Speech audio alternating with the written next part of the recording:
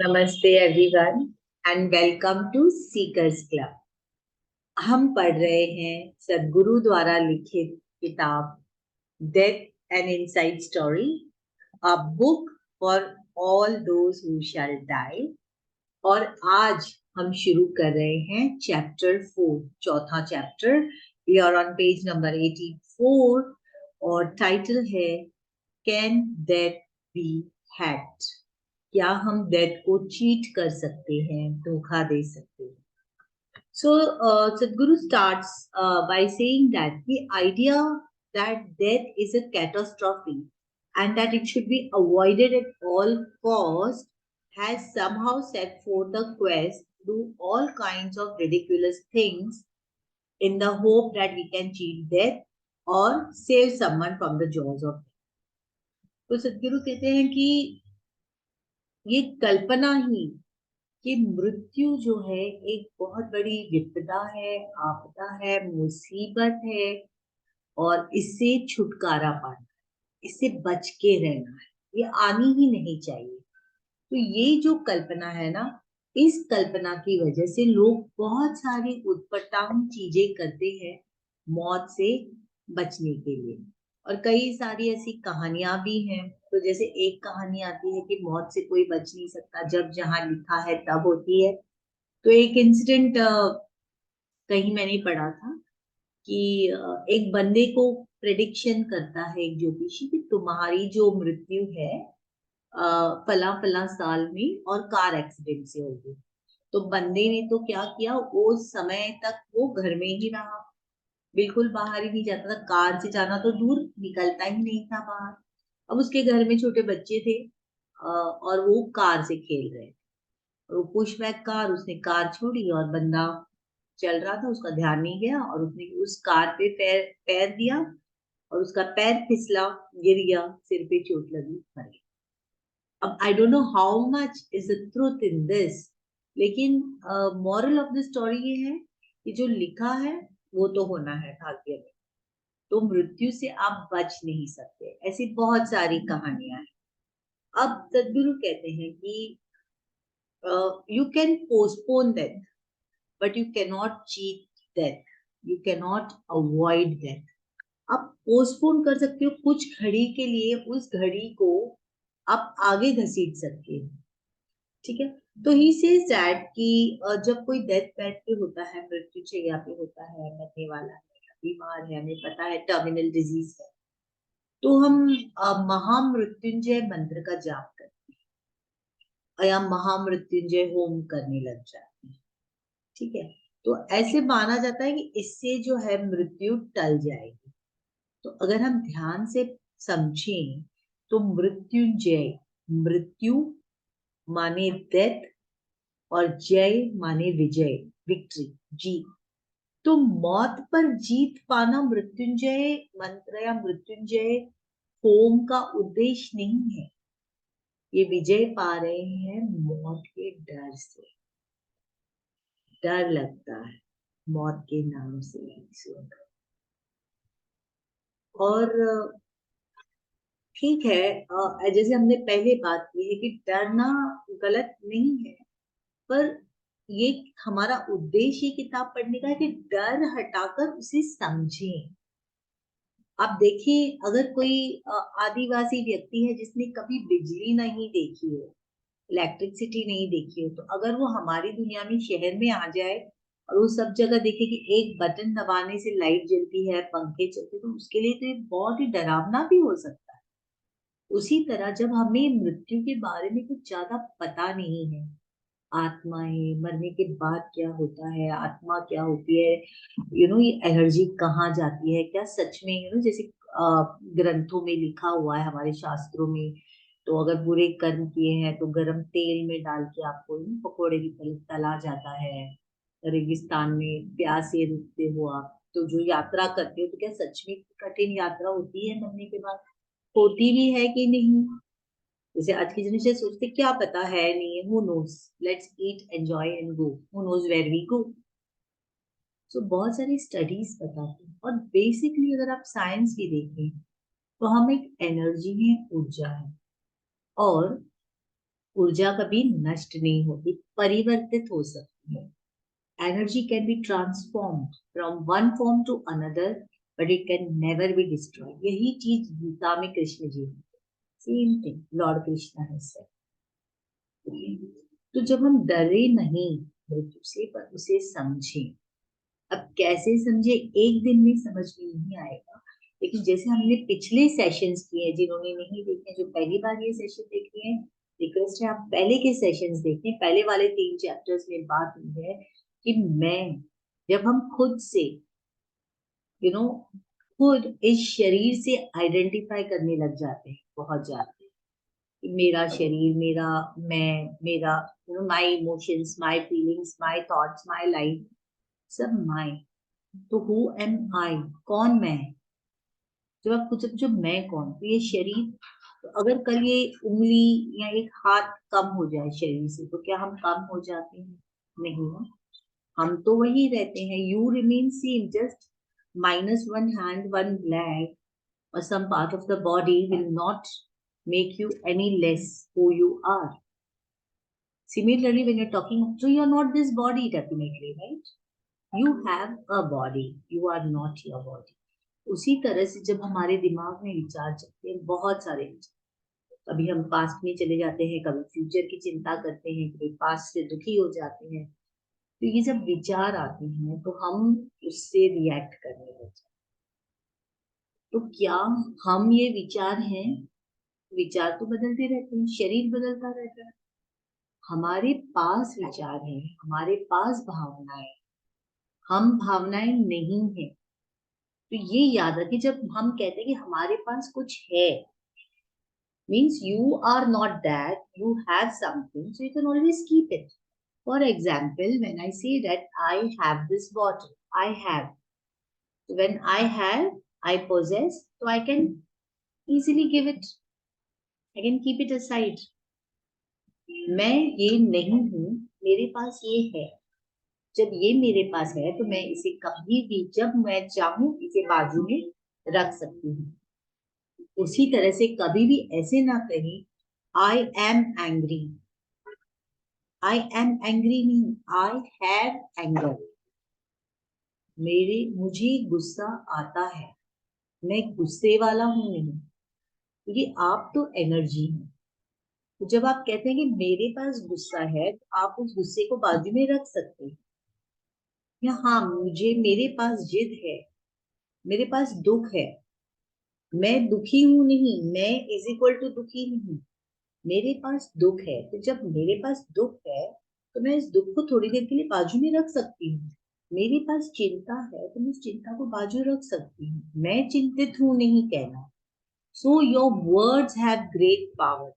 There is a video on our channel, where we have shown the power of words. Even जब हम magic book कर रहे हैं, जिसपे पूरा एक्सप्लेनेशन है कि शब्दों का कितना महत्व है। हम जो कुछ कहते हैं ना, वो अफर्म कर रहे हैं। तो you have to be very careful when you are speaking. तो बात कर रहे हैं कि मृत्यु का भय जो है कैसे कम। तो जब हम कहते हैं कि मेरे पास शरीर है, तो मैं इस शरीर को बाजू में रख सकती हूँ। और दूसरा, अगर इस शरीर के कम होने से मैं कम नहीं होती, या मेरे मन में जो विचार आते हैं उससे मैं विचलित हो सकती हूँ, पर मेरा अस्तित्व कम या ज्यादा नहीं होगा। तो मैं, ये जो ऊर्जा है, ये तो कभी नष्ट नहीं होने वाली है, परिवर्तित हो सकती है। ठीक है, तो जैसे जैसे हम इसे समझेंगे, मृत्यु का भय कम होगा। हम इसे समझते कि है क्या और ये कितना अनिवार्य है। It is so necessary, it is a part of a natural flow of life. आप इसे रोक नहीं सकते, इसे आगे पोस्टपोन कर सकते हैं, ढकल सकते हैं थोड़ा सा आगे, लेकिन इसे रोक नहीं सकते। अगर आप इसे बिल्कुल रोकते हैं, रिजेक्ट करते हैं, तो आप नेचुरल लॉज के खिलाफ जा रहे हैं। क्योंकि जब तक जो पुराने हैं जाएंगे नहीं, तब तक नयों के लिए जगह नहीं आएगी। It's very important that they go away. जब ये शरीर इतना बूढ़ा हो जाए और पूरा तृप्त हो जाए, जैसे पिछले वाले सेशन में बात करी थी हमने बैटरी की, जब पूरी बैटरी समाप्त हो जाए और आपकी घड़ी भी पुरानी हो जाए और बैटरी भी खत्म हो जाए, ये शरीर भी पुराना हो जाए और इसके अंदर की ऊर्जा भी जो है बिल्कुल तृप्त हो जाए, तब आप इससे बहुत इजीली एग्जिट कर सकते हैं। ओके, सो ये आगे और सदगुरु ने एक्सप्लेन किया हुआ है आगे चैप्टर्स में। तो अब हम बात करते हैं यहाँ पर कि जो मृत्युंजय मंत्र हम पढ़ते हैं, तो कई सदियों से, हजारों सालों से ये मंत्र का जाप किया जाता है। तो क्या हजारों लोगों की मृत्यु टल गई? नहीं। तो इसका मतलब ये नहीं है कि इस मंत्र में कोई पावर नहीं है, ऑफ कोर्स है। मंत्र में बहुत शक्ति है, शब्दों में शक्ति है, लेकिन सदगुरु कहते हैं कि one who is beyond the body has won over the death. तो इसे no one has succeeded death till now, correct? No one has won मृत्यु। तो ये सिली अंडरस्टैंडिंग है कि हम मृत्यु पर विजय पाएंगे, हम मृत्यु के भय से आगे निकल जाएंगे। तो मृत्युंजय मंत्र can mean that you have transcended the fear of death. If you transcend the fear of death in a way, death does not matter. जिस चीज से आप डरते ही नहीं हो तो उसकी आप ज्यादा परवाह भी नहीं करते, कोई फर्क नहीं पड़ता, आज आ जाए कल आ जाए, तो आपको पता है ये क्या है और आप हमेशा तैयार रहते उसके लिए। तो जिस चीज का आपको भय नहीं है तो आप उसकी फिक्र नहीं करते। जैसे अगर आपके पास बहुत सारे पैसे हैं, आपको लगता है आपने फ्यूचर सिक्योर कर रखा, तो आपको कोई डर नहीं लगता। मंदी आ जाए या कुछ भी हो जाए, यू नो कि आपके पास सफिशिएंट है, सफिशिएंट रिसोर्सेस हैं, तो आप डरोगे नहीं। उसी तरह जब आप मृत्यु के ऊपर विजय नहीं पा सकते, लेकिन मृत्यु का जो भय है, फियर है, अनसर्टेनिटी वाला एस्पेक्ट, अगर उसे समझ जाए, उसको ट्रांसेंड कर सकते हैं इस मंत्र से। फिर आगे सदगुरु एक एग्जाम्पल, एक स्टोरी बता रहे हैं कि उनके पास कुछ वर्ष पहले एक व्यक्ति आए थे कोयम्बटूर से, जो अपनी पत्रिका लेकर आए। तो उन्होंने वो पत्रिका पहले कई ज्योतिषी को दिखाई, तो ज्योतिषी ने कहा कि ये वाला व्यक्ति जो है अब तक तो मर चुका है, आपने इस मृत व्यक्ति की पत्रिका, जन्म पत्री जो है वो आप मेरे पास कैसे लेकर आए? अब ये व्यक्ति बहुत हैरान हुआ, क्योंकि ये उसी की जन्म पत्री की हॉरोस्कोप था। अब ये बहुत ही शॉकिंग है, because all of them said, all the astrologers said the same thing, that the person whose horoscope this was supposed to be, this person should be dead by now. तब ये सदगुरु के पास, अब जब सदगुरु ने देखा कि बंदे की एनर्जीज को, तो सदगुरु ने उन्हें ध्यान लिंग में जाके बैठने कहा, जिससे उन्हें he could manage his energies। अब यहाँ पर क्या होता है, कई बार मृत्यु लिखी हुई होती है, लेकिन कुछ कर्मास की वजह से, या जिस तरह से आप अपनी जिंदगी जीते हो, वो टल जाती है। उस वक्त के लिए वो घड़ी जो है टल जाती है, ठीक है? तो ही सेज दैट दो लोग, अभी आगे कहते हैं सदगुरु कि वो बंदा अभी भी बहुत अच्छा है, जीवित है और बिल्कुल ठीक ठाक। आगे कहते हैं, is it possible to avoid death by sitting in Dhyanalinga? तो ये कहते हैं कि देखिए, कोई भी दो व्यक्ति जो है, some people die due to different reasons, and I am not talking about medical reasons. He says two people are dying of same illness. समझ लीजिए दो व्यक्ति हैं और उन दोनों की मृत्यु का कारण एक ही है। समझ लीजिए दोनों की किडनी फेल हो रही है, but energy wise they need not be dying in the same cause. They may be dying in two different energy causes. The energy may exit in two different ways. तो एक medical reason अलग होता है, वो इस शरीर के लिए होता है, लेकिन ये जो एनर्जी है जो हमारी इस शरीर से एग्जिट करती है, उस एग्जिट करने के कई द्वार हैं।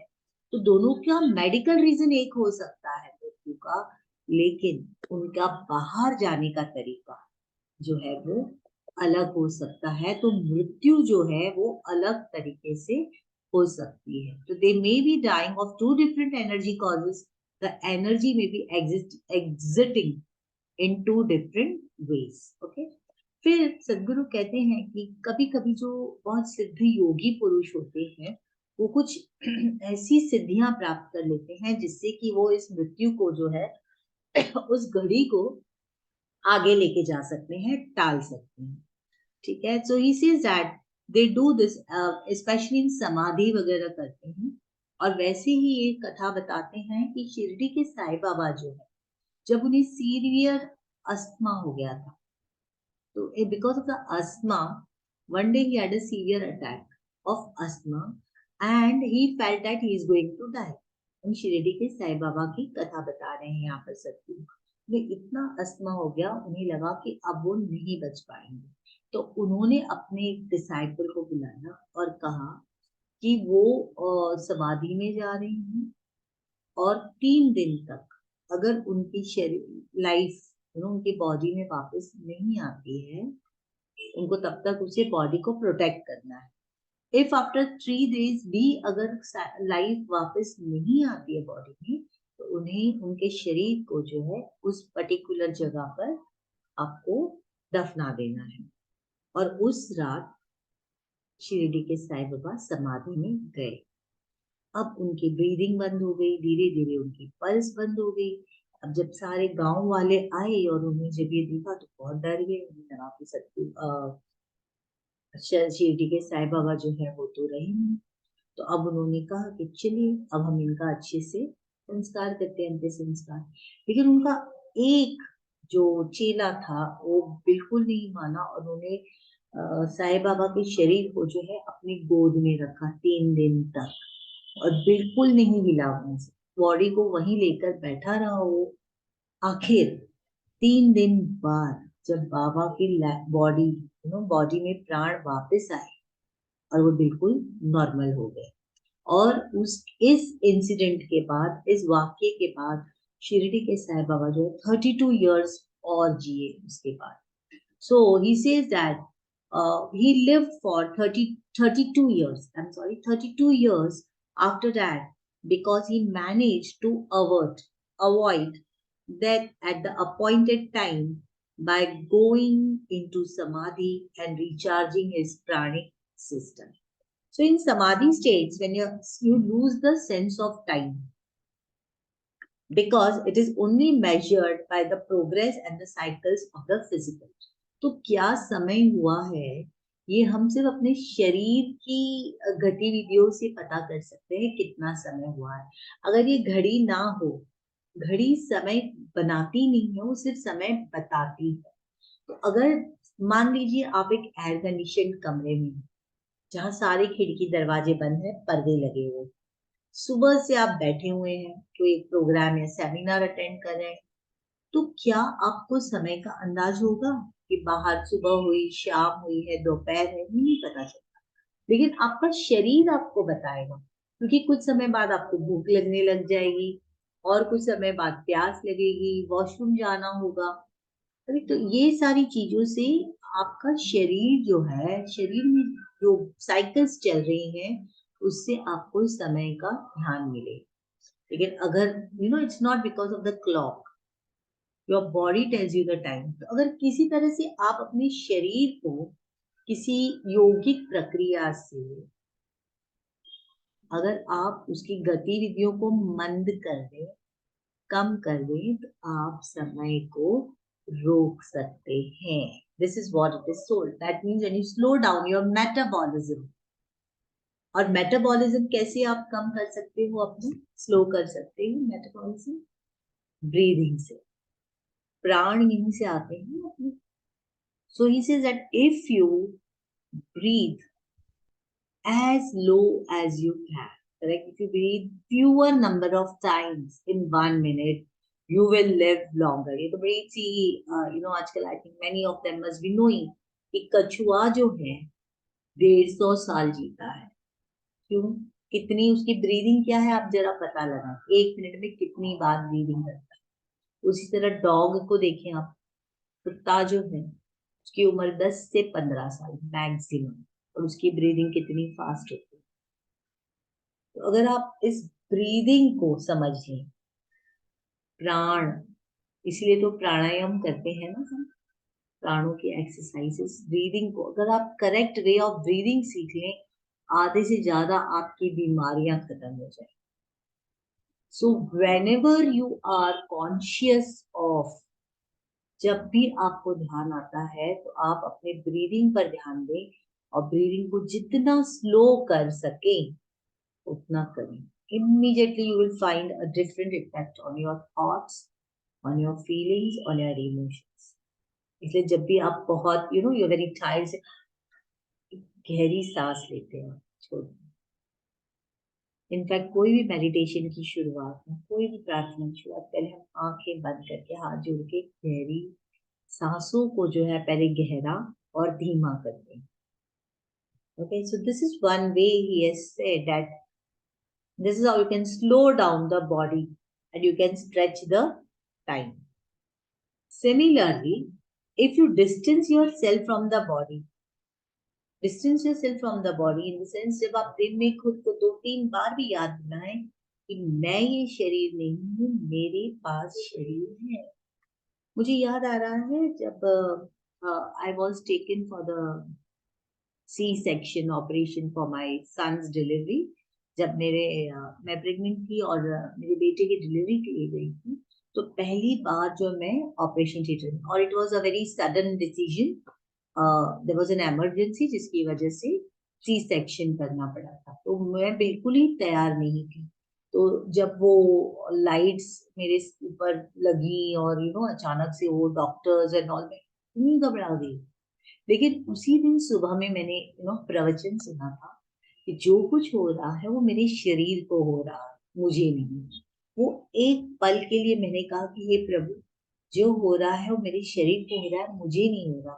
अभी मेरे शरीर से कुछ करने वाले हैं, they going to operate on my body not on me. उस एक वाक्य ने मुझे इतनी हिम्मत दी। इसीलिए ये सत्संग सुनना या ऐसे प्रवचन सुनना, किताबें पढ़ना, ज्ञान आपको कभी ना कभी कहीं ना कहीं सही वक्त पर बिल्कुल ध्यान आ जाता है। तो अगर आप दिन में कम से कम 1-2 बार भी खुद को ये याद दिलाएं, जब आप 2-3 गहरी सांसें लें, जितना जब बैठे हैं, चाहे आप ट्रेन का इंतजार कर रहे हैं, आप किसी का इंतजार कर रहे हैं, आप जब भी आप अकेले बैठे हैं, टीवी भी देख रहे हैं और खुद पर ध्यान आता है, कोई चिंता आती है, तो ध्यान अपना जो है अपनी सांसों पे ले जाए और जितनी धीमी सांस ले सके, जितनी धीमी, लंबी धीमी गहरी सांस उतनी लें। आप देखेंगे इमीडिएटली आपके फीलिंग्स में जो है फर्क आ जाएगा, राइट।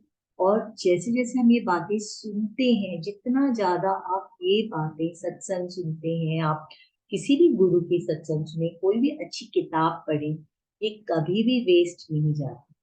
कहीं ना कहीं जब आपको इसकी जरूरत पड़ती है, वो बात आपके सामने आ जाती है। Okay, so I think let us stop here. अगले सेशन में हम करेंगे आगे की बात, जो सदगुरु कह रहे हैं, डांस ऑफ डेथ, कि आगे डेथ के आगे क्या है। ठीक है, and very interesting. Let us read, so we will stop here on page 87. We have completed, so let us close with the prayer. Thank you everybody for joining this session, and thank you those who are watching online on YouTube. Please subscribe the channel, press the bell button, and also you can share with your friends if you find the video useful. Okay, thank you. Namaste. See you in the next video.